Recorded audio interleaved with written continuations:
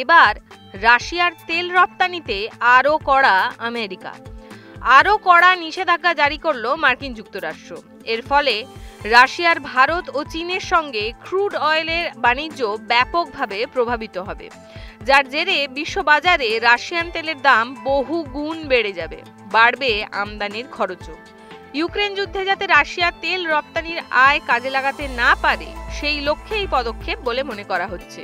রাশিয়ার তেল রপ্তানিতে অন্যতম ভূমিকা পালন করে যে জাহাজগুলি, সেই জাহাজগুলির গতিবিধির উপরও নিষেধাজ্ঞা জারি করেছে আমেরিকা।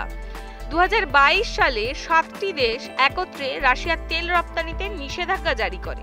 আর এই নিষেধাজ্ঞার পর এই জাহাজগুলি রাশিয়ান তেলের অন্যতম ক্রেতা ভারত ও চীনে তেল রপ্তানিতে গুরুত্বপূর্ণ ভূমিকা নেয়। এর মধ্যে কিছু জাহাজ ইরান থেকেও তেল আমদানি করত, যে দেশের উপর ইতিমধ্যেই একাধিক মার্কিন নিষেধাজ্ঞা আছে।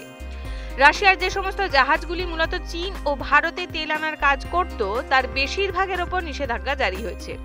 এর ফলে ভারতে তেল রপ্তানিতে বড়সড় প্রভাব পড়বে বলে মনে করা হচ্ছে। সূত্রের খবর, চীনের ছোট তেল শোধন সংস্থাগুলিকে কিছুদিনের জন্য শোধনের কাজ বন্ধ রাখতে হতে পারে, কারণ এই নিষেধাজ্ঞায় তেলের ভাঁড়ারে টান পড়বে। ইতিমধ্যেই বিশ্ববাজারে ক্রুড অয়েলের মূল্য ব্যারেল পিছু $81 হয়ে গেছে, যা বিগত বেশ কয়েক মাসের মধ্যে সর্বোচ্চ। রাশিয়ার তেলবাহী জাহাজের মধ্যে 143টি জাহাজের ওপর নিষেধাজ্ঞা জারি হয়েছে।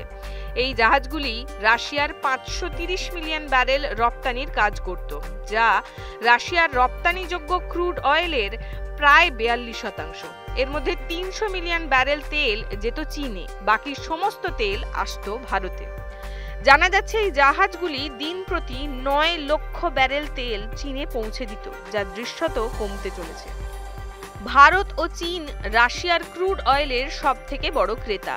ভারতে আমদানি করা মোট ক্রুড অয়েলের ভাগে প্রতি বছর 4.5% করে বাড়ছে রাশিয়ান তেলের পরিমাণ, যা এই গত বছরে ছিল 1764 মিলিয়ন ব্যারেল প্রতিদিন, যা ভারতের আমদানি করা তেলের 36%।